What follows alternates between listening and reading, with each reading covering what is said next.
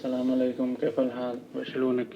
وعلیکم السلام. شیخ صاحب ایک لونی سوال بنی قطر سے بات کر رہے ہیں، قطر سے. وعلیکم السلام حیض کے ورحمۃ اللہ متعلق. وبرکاتہ. حیض کے اصل متعلق میں زوجہ ہماری حیض سے فارغ ہو گئی تھی، اس کے بعد غسل بھی کر لیا تھا.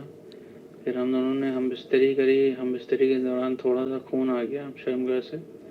تو اس کا کیا مطلب کفارہ ہوگا، کیا اس کا کیا ہوگا، تھوڑا وضاحت کر دیتے ہیں. السلام علیکم ورحمۃ اللہ. وعلیکم السلام ورحمۃ اللہ وبرکاتہ. تو دیکھیں، ہم بستری کرنے کے بعد تھوڑا سا خون آپ نے دیکھا ہے. دوستو، بھائیوں اور بہنوں، آپ دیکھ رہے ہیں نو ٹی وی جدہ اور میں ہوں آپ کا دوست، آپ کا ہوسٹ محمد عاقل، جدہ سے، مملکت سعودی عرب. اگر آپ پہلی مرتبہ ہمارے چینل پر تشریف لائیں تو ہم آپ کا خیر مقدم کرتے ہیں. خوش آمدید، اہلاً و سہلاً و مرحباً بکم.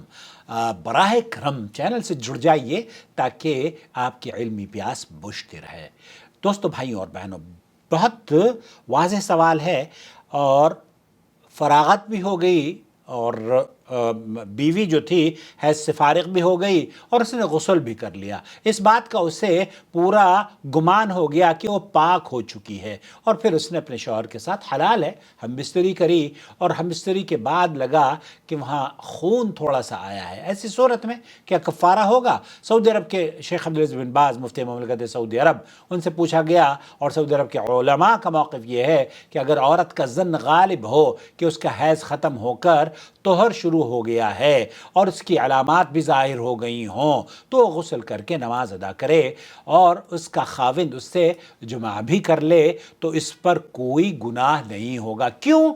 کیونکہ اس نے وہی کام کیا ہے جو اس کے لیے مباح تھا، جبکہ حالت حیض میں اس کے لیے ہم بستر ہونا جائز نہیں تھا، وہ حرام تھا. اور جب اسے دوبارہ حیض شروع ہو جائے تو وہ حائضہ شمار ہوگی، اور اس کے لیے نماز کی ادائیگی حرام ہوگی، اور نہ ہی اس کا خاوند اس سے ہم بستری کر پائے گا، نہ ہی ہم بستری کر سکتا ہے. کیونکہ جب بھی حیض کا خون آ جائے اس کا حکم بھی ثابت ہوگا. حیض کے خون کی علامات تو عورتوں کو پتہ ہی ہوتی ہیں، معروف ہیں.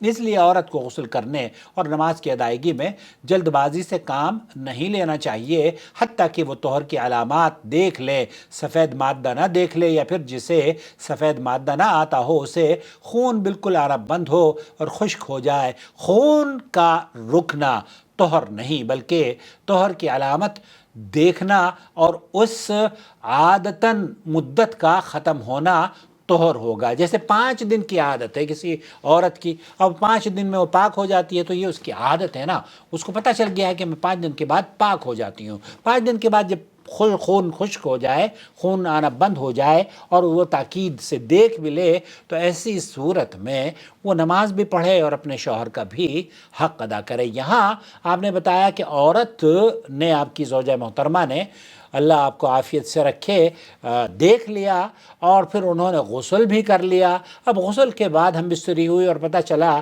کہ وہاں سے تھوڑا سا خون آیا ہے، تو اس پر کوئی گناہ نہیں انشاءاللہ تعالی، نہ ہی کوئی کفارہ ہے. البتہ آپ کو احتیاط کرنی چاہیے، اور جب پاک اور صاف ہو جائے آپ کی بیوی، تو بیوی کو عام طور پر یہ پتہ چل جاتا ہے، لیکن اس کے باوجود بھی اگر خون کے قطرات یا خون کا نشان یا اس طرح کا کوئی نشان باہر نمودار ہوتا ہے ہم بستری کرنے کے بعد، تب بھی اس پر غسل تو واجب ہے، یہ تو کوئی دو رائے نہیں ہے. البتہ اس پر کوئی گناہ نہیں ہے. امید وضاحت ہو گئی ہوگی. السلام علیکم ورحمۃ اللہ وبرکاتہ.